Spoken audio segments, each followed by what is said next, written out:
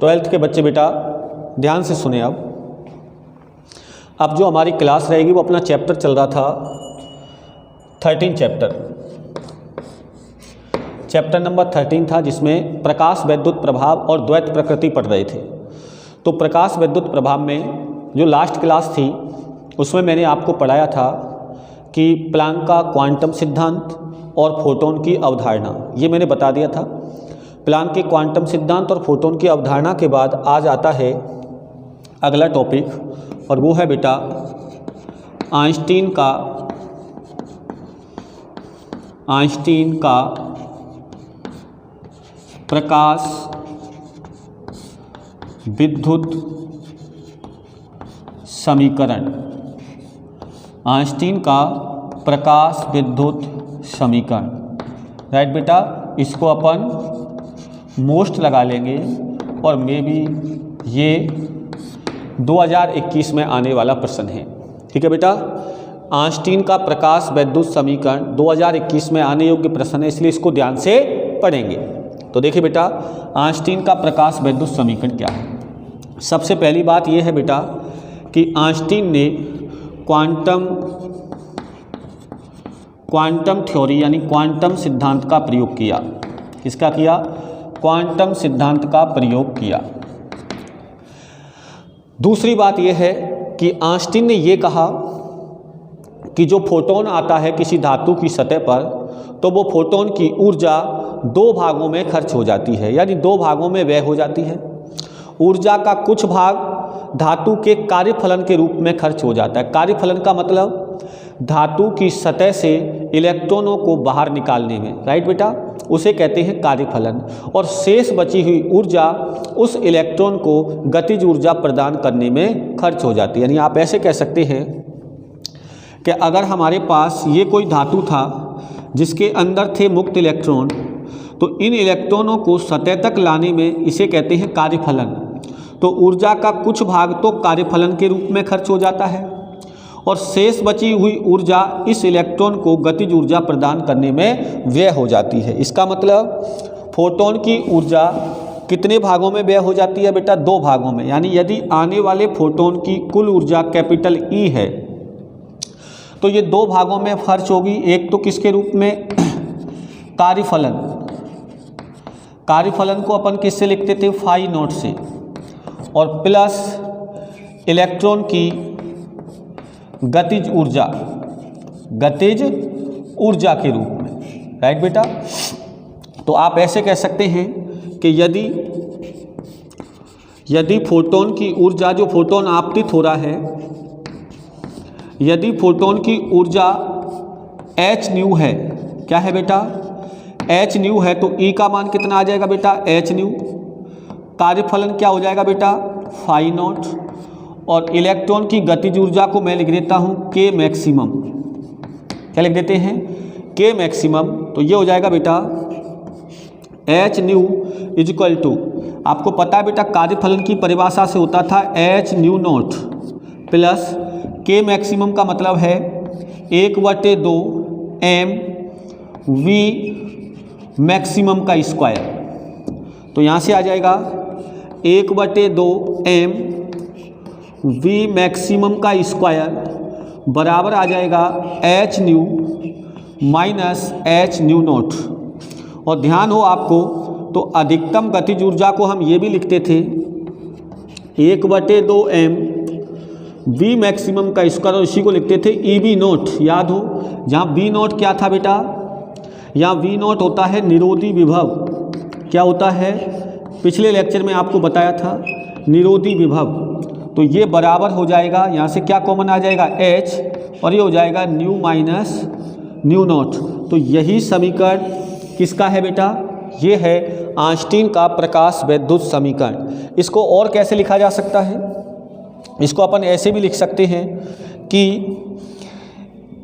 ई b naught बराबर, या 1/2 m v maximum square बराबर ई बी नॉट बराबर h, और बेटा न्यू की जगह क्या आ जाएगा, सी अपॉन लेमडा। न्यू बराबर होता है c upon lambda minus c upon lambda naught. तो इसे ऐसे भी लिखा जा सकता है ई बी नॉट बराबर h c 1 upon lambda minus 1 upon lambda naught. ये किसकी फॉर्म में बेटा, तरंगदैर्घ्य की फॉर्म में। ये भी क्या है, आइंस्टीन का प्रकाश वैद्युत समीकरण है। यदि हम इसको ऐसे लिखें कि वी नॉट बराबर, ध्यान से देखना, क्या मैं इसको ऐसे ही लिख सकता, यहाँ से देखो वी नॉट बराबर, इस समीकरण से देख लो तो वी नॉट बराबर इसको मैं लिख सकता हूँ H new upon E minus H new not upon में क्या आ जाएगा बेटा, ई।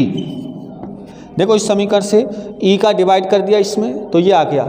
अगर इस समीकरण को मैं सपोज समीकरण 1 दे दूं और इसकी तुलना एक रेखा का समीकरण होता है y बराबर एम एक्स प्लस सी, राइट बेटा। ये किसका समीकरण है, रेखा का समीकरण है, रेखा का समीकरण है। तो यहाँ से क्या पता लग रहा है बेटा कि y का मतलब तो है v नॉट, यानी y अक्ष पर तो लेना है निरोधी विभव, और m होती है रेखा की ढाल, m होती है रेखा की ढाल, राइट बेटा। तो y बराबर एम एक्स प्लस सी, तो रेखा की ढाल यहाँ पर कितनी है बेटा, आप बताएंगे। यहाँ रेखा की ढाल है h अपॉन ई, क्योंकि x की जगह कितना है न्यू, यानी x अक्ष पर कौन लेंगे, आवृत्ति, और c क्या है बेटा, c बराबर होता है अंत्यखंड, और अंत्यखंड की वैल्यू कितनी है minus H new not upon E, right बेटा। इस आधार पर यदि आप ग्राफ बनाना चाहते हो तो ये ग्राफ कैसा बनेगा बेटा, इधर देखिए, इस रेखा की ढाल के रूप में यदि आप ग्राफ बनाओगे तो ये ऐसे बनेगा। यहाँ पर निरोधी विभव लेंगे y अक्ष पर, यहाँ बेटा आवृत्ति लेंगे, और ये आवृत्ति होगी अपनी कौन सी, देहली आवृत्ति। और यदि इसको पीछे की तरफ बढ़ाएं तो ये वाला जो भाग है, ये वाला भाग, इस भाग को देखिए किसको बता रहा है, अंत्यखंड, किसमें है, माइनस में। तो ये वाला जो भाग है ये बताता है कार्यफलन को, किसको बताता है बेटा, कार्यफलन की वैल्यू को बताता है। मतलब ऊर्जा का इतना भाग जो होता है वो खर्च हो जाता है किसी इलेक्ट्रॉन को धातु की सतह से बाहर निकालने में, और उसके बाद यदि आप आवृत्ति के मान को बढ़ाओगे तो निरोधी विभव का मान परिवर्तित होगा, राइट बेटा। तो ये तो बात थी किसकी, आइंस्टीन के प्रकाश वैद्युत समीकरण की, जो हमने पढ़ा कि 1/2 एम वी मैक्सिमम स्क्वायर बराबर ई बी नॉट बराबर H nu minus nu not, right बेटा। तो अब इस समीकरण से वो कहता है कि आइंस्टीन के प्रकाश वैद्युत समीकरण से प्रकाश वैद्युत प्रभावों की व्याख्या कीजिए। तो देखिए इसी प्रयोग से क्या करना है आपको, इस समीकरण की सहायता से समझना। समीकरण क्या था वो आपको ध्यान रखना है। देखिए इधर आपको क्या करना है, प्रकाश वैद्युत समीकरण की सहायता से प्रकाश विद्युत प्रभाव की व्याख्या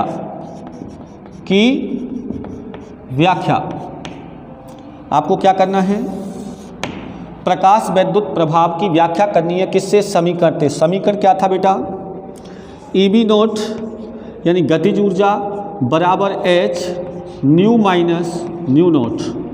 तो देखिए बेटा यहाँ पर कि हम जानते हैं कि प्रकाश वैद्युत प्रभाव में यदि इसी को क्या कह सकते हैं बेटा, के मैक्सिमम, क्या कह सकते हैं, के मैक्सिमम। तो सबसे पहला अगर हम व्याख्या करें तो आपको पता होना चाहिए कि प्रकाश वैद्युत प्रभाव के लिए के मैक्सिमम का मान 0 से क्या होना चाहिए, बड़ा होना चाहिए या बराबर होना चाहिए। गतिज ऊर्जा का मान धनात्मक होना चाहिए या फिर शून्य होना चाहिए। तो ऐसी स्थिति में अगर आप मान रखेंगे के मैक्सिमम का तो क्या है, h nu minus nu naught is greater than equal to 0। एच क्या है, कांस्टेंट है, 0 में चला जाएगा तो ये हो जाएगा nu minus nu naught is greater than equal to 0। तो nu is greater than equal to nu naught. तो देखिए इधर आने वाले प्रकाश की आवृत्ति दहली आवृत्ति से ज़्यादा होनी चाहिए या उसके बराबर होनी चाहिए। तो ये साफ बताता है कि प्रकाश वैद्युत प्रभाव की घटना तभी होगी जब आवृत्ति का मान दहली आवृत्ति से या तो ज़्यादा हो या बराबर हो। अगर इसका मान कम हुआ तो ऐसी स्थिति में इलेक्ट्रॉन की गतिज ऊर्जा ऋणात्मक होगी और इस स्थिति में कोई भी प्रकाश वैद्युत प्रभाव की घटना घटित नहीं होगी। पहली बात हो गई। दूसरी बात, अगर आप न्यू का मान बढ़ाओगे, अगर आप न्यू का मान बढ़ाओगे तो किसका मान बढ़ेगा बेटा? EB नोट का मान बढ़ेगा। जहाँ पर देखो इधर, अगर न्यू का मान बढ़ाओगे तो ये वाली वैल्यू बढ़ेगी और ये वैल्यू बढ़ेगी तो EB का मान क्या होगा? बढ़ेगा। और यहाँ E क्या है? E क्या है? आवेश इलेक्ट्रॉन का ये कांस्टेंट होता है, इसका मतलब V नोट बढ़ेगा। तो दूसरा नियम कहता है कि यदि आने वाले प्रकाश की आवृत्ति बढ़ाओगे तो निरोधी विभव का मान बढ़ेगा, जो कि हम पढ़ चुके हैं पहले। इसलिए आइंस्टीन का प्रकाश विद्युत समीकरण दूसरे नियम को भी स्पष्ट करता है कि यदि आवृत्ति का मान बढ़ेगा तो किसका मान बढ़ेगा? निरोधी विभव का मान भी बढ़ेगा। इससे स्पष्ट हो जाता है कि नंबर थर्ड, अगर आवृत्ति बढ़ाने से गतिज ऊर्जा का मान बढ़ रहा है तो यहाँ से साफ स्पष्ट हो रहा है कि न्यू का मान बढ़ाने से EB नोट बढ़ रहा है और EB नोट बढ़ रहा है तो इसका मतलब उसकी गतिज ऊर्जा यानी K मैक्सिमम का मान भी बढ़ रहा है। तो यहाँ से साफ स्पष्ट है कि आपतित प्रकाश की आवृत्ति बढ़ाने से गतिज ऊर्जा बढ़ती है, अर्थात आवृत्ति और गतिज ऊर्जा एक दूसरे पर निर्भर करते हैं। और यदि बात करें नंबर 4 पॉइंट की तो समझना बेटा, जो प्रकाश का फोटोन होता है, जो प्रकाश का फोटोन होता है ये ऊर्जा का क्वांटा होता है। ये ऊर्जा का क्या होता है? क्वांटा होता है।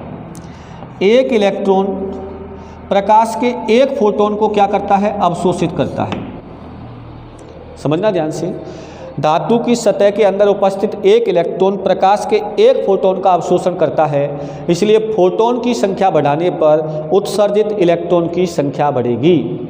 समझ रहे ना? लेकिन फोटोन की आवृत्ति दहली आवृत्ति से ज़्यादा होनी चाहिए। तो हम सीख गए कि यदि फोटोन की संख्या बढ़ाएंगे, संख्या का मतलब है तीव्रता, समझ लो, संख्या का मतलब है तीव्रता। फोटोन की संख्या का मतलब होता है प्रकाश की तीव्रता। यदि आप फोटोन की संख्या बढ़ाओगे अर्थात तीव्रता बढ़ाओगे तो उत्सर्जित इलेक्ट्रॉन की संख्या बढ़ेगी, अर्थात संतृप्त धारा का मान बढ़ जाएगा। तो फोटोन की तीव्रता पर इलेक्ट्रॉन की संख्या ज़्यादा हो जाती है, यानी ऊर्जा निर्भर नहीं करती है। क्या निर्भर करती है? संख्या निर्भर करती है। किस पर? तीव्रता पर। अगली बात यह है कि अगर अपने पास ये धातु था, इसमें इलेक्ट्रॉन था, अगर आने वाले फोटोन की ऊर्जा h न्यू है, जहाँ पर न्यू बड़ा है न्यू नॉट से, तो ऐसी स्थिति में ये इलेक्ट्रॉन इस ऊर्जा के क्वांटा को अर्थात इस फोटोन को अवशोषित करने के बाद तुरंत क्या हो जाएगा? बाहर हो जाएगा।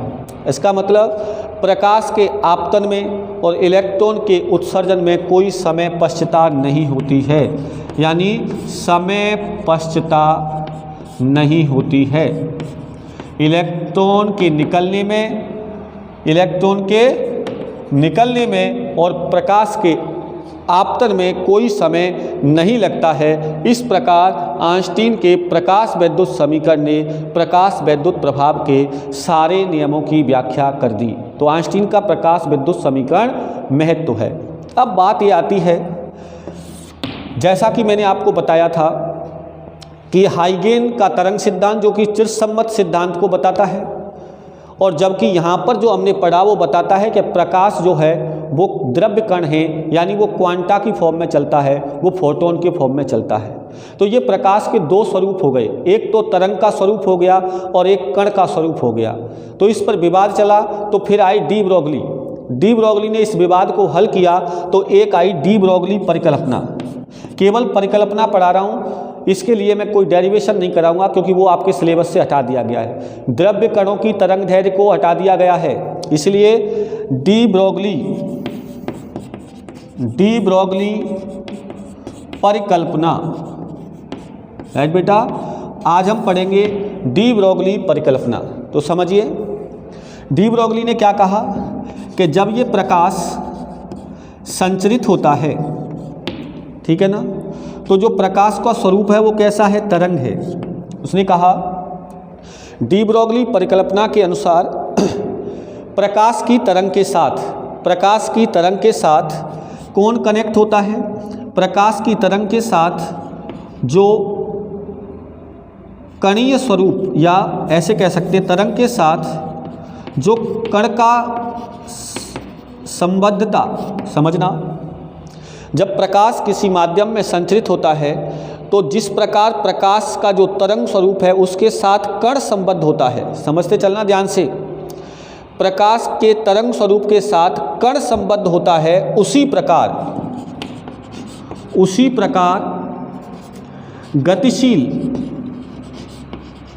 गतिशील द्रव्य